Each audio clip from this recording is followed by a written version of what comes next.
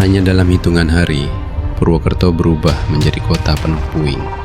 Atas perintah Panglima Divisi 2, Gatot Subroto, para pejuang membumi hanguskan aset-aset penting agar tidak jatuh ke tangan Belanda. Namun, keputusan itu harus dibayar mahal. Stasiun, pabrik, toko, dan rumah-rumah hancur. Sementara ribuan warga terpaksa mengungsi. Bagaimana kisah dramatis bumi hangus Purwokerto dan perburuan besar-besaran terhadap para pejuang Republik pada agresi militer Belanda I? Saksikan kisah lengkapnya.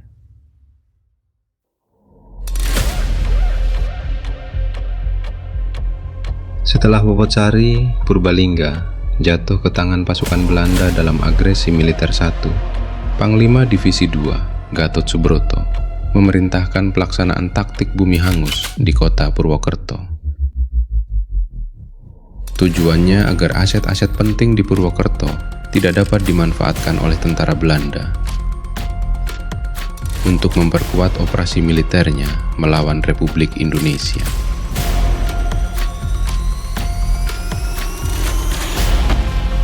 Inilah kehancuran stasiun Purwokerto.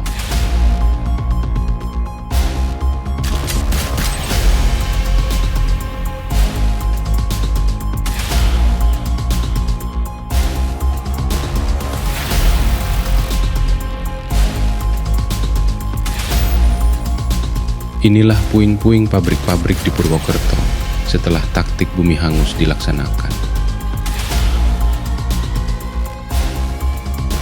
Banyak toko dan rumah penduduk ikut hancur akibat kebijakan tersebut.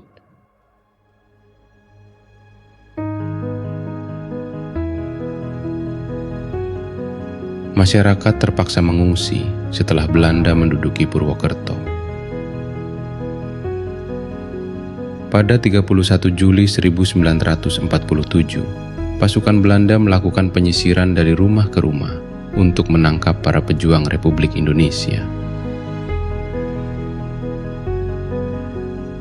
Mereka juga menemukan sekitar 25 ton amunisi buatan Inggris dan Jepang yang merupakan persediaan milik para pejuang Republik Indonesia.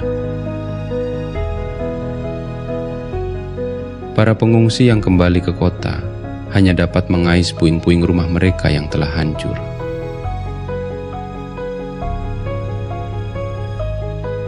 Setelah Purwokerto berhasil diduduki, pasukan Belanda melanjutkan serangannya ke arah Cilacap.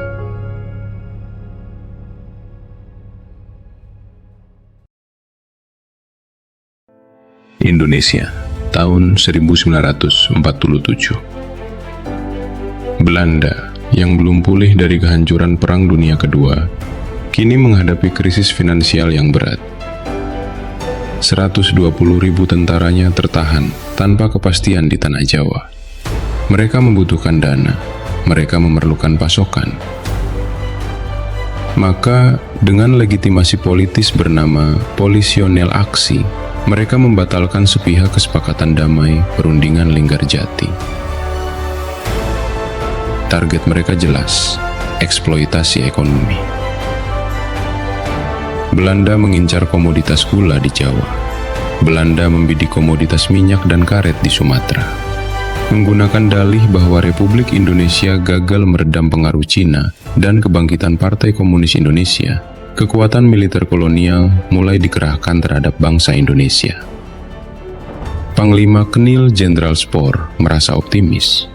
Militer Belanda yakin bahwa hanya dibutuhkan waktu 2 minggu untuk menguasai kota-kota Republik.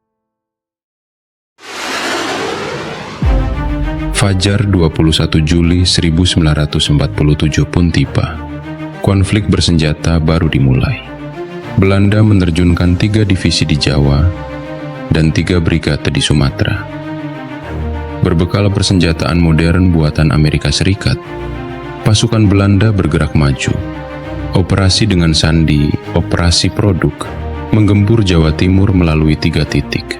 Operasi Utara di Pasir Putih, Situbondo. Operasi Selatan di Teluk Meneng, Malang. Dan Operasi Timur di Porong, Sidoarjo. Pendaratan didukung oleh kapal perusak, korvet, penyapu ranjau, kapal patroli, kapal tunda dan ponton dari Surabaya. berbagai artileri berat segera membombardir wilayah Indonesia. Apakah Indonesia menyerah? Sama sekali tidak. Di bawah komando tertinggi, Panglima Besar Jenderal Sudirman mengumandangkan perintah. Pertahankan setiap jengkal tanah dengan sistem pertahanan rakyat semesta. TNI dan rakyat melebur menjadi satu kekuatan yang utuh. Kita tidak mungkin menghadapi Belanda dengan kekuatan senjata semata, namun semangat dan tekad rakyat adalah kekuatan yang tidak terpatahkan, tegas Panglima Besar Jenderal Sudirman. Maka jembatan-jembatan dihancurkan, penghalang jalan didirikan, bom-bom pinggir jalan dipasang. Rakyat menerapkan strategi bumi hangus. Lebih baik menjadi abu daripada kekayaan alam kita dikuasai oleh penjajah. Dari balik rimbunnya hutan dan pekatnya malam pedesaan, TNI dan rakyat memberikan perlawanan sengit. Belanda membalas lewat serangan darat dan udara. Namun perlawanan tersebut tidak dapat dipadamkan. Secara militer dan ekonomi, Belanda berhasil menduduki wilayah-wilayah produktif Indonesia. Namun secara politik, Belanda mengalami kekalahan. Berkat gigihnya perlawanan rakyat di medan laga, serta keberhasilan diplomasi delegasi Indonesia di bawah pimpinan Sultan Syahrir, agresi militer Belanda I menarik perhatian dunia. Dewan Keamanan PBB dan Amerika Serikat mengecam, mendesak dihentikannya serangan. Masalah yang dipertahankan Belanda sebagai urusan domestik mereka, kini resmi menjadi isu internasional. Pada 26 Agustus 1947, PBB resmi membentuk Komisi Tiga Negara, KTN, untuk menengahi konflik antara Republik Indonesia dan Belanda. Now that the Security Council has already called upon both parties to cease hostilities forthwith, and now that both parties have accepted the order of the Security Council, there has been an increase in the hopes of the Republic for a peaceful solution.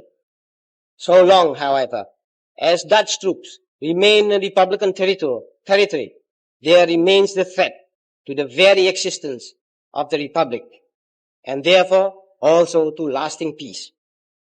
The Republic of Indonesia asks therefore that the Security Council of the United Nations order the complete withdrawal of Dutch troops from all Republican territory.